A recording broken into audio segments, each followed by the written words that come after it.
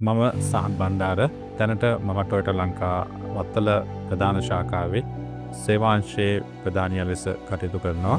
මගේ පාසල් ජීවිතය ගත්තොත් මම ඉතා දුෂ්කර පොළොන්නරුව ප්‍රදේශයේ ඉතා දුෂ්කර ගම්මානයක සුන්දර පාසලකින් පටන්ගෙන පොළොන්නරුව රාජකීය විද්‍යාලයේ උසස් පෙළ ජීව විද්‍යාංශයෙන් වෛද්‍ය සීනිය සැබෑ කරගන්න උත්සාහ කරලා එම විශ්වවිද්‍යාල ප්‍රවේශය මට නොලැබී යනවා. නමුත් මට ජීවිතේ ජය ගන්න මට රුකුලත්වයක් දායකත්වයක් දුන්නේ ලංකා ජර්මනු කාර්මික අභ්‍යාස ආයතනයේ 2004 වර්ෂයේ ජර්මනු කාර්මික අභ්‍යාස ආයතනයට ඇතුළත් වෙලා 2006 වර්ෂයේදී මට මගේ පුහුණු සැසිය මට ලැබෙනවා ටොයොටා ලංකා ආයතනය තුළ. ඉතින් අවුරුද්දක් පුරාවට මම ලබාගත් මේ විශේෂ පුහුණුව තුළින් මගේ ජීවිතය සාර්ථක කරගන්නවා.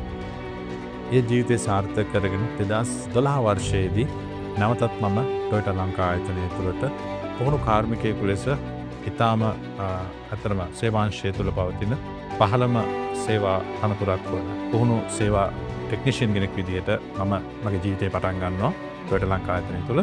කෙමින් මම පඩිපෙළක් නගිනවා වගේ දැන් මම මෙම ආයතනය තුළ සේවාංශයේ අපි අචීව් කරනවා නම් අපි ළඟා වෙනවා නම් ළඟා වෙන්න තියෙන ප්‍රධානම නිලයක් වන සේවාංශයේ ප්‍රධානියා ලෙස මම දැන් කටයුතු කරනවා. ඉතින් වෛද්‍ය සීනිය මගේ ජීවිතයෙන් බොඳ වෙලා ගියත් මම දැන් අද වෛද්‍යවරයෙකුට මගේ සේවාව ලබා දෙන මට්ටමට මම මේ පන්නරේ අරන් තියෙන්නේ. ටොයොටා ලංකා ආයතනයේ මම ලබාගත් විශේෂ පුහුණුව සහ මට ඒ වටපිටාවෙන් ලැබිච්ච ගුණගරුක සහ මගේ සේවා කළමනාකාරීත්වයෙන් මට ලැබිච්ච දැනුම සහ හොඳ පුරුදු. ඉතින් මේවා මගේ ජීවිතයට සහ මගේ පවුලට ලොකු දායකත්වයක් දැක්වුවා.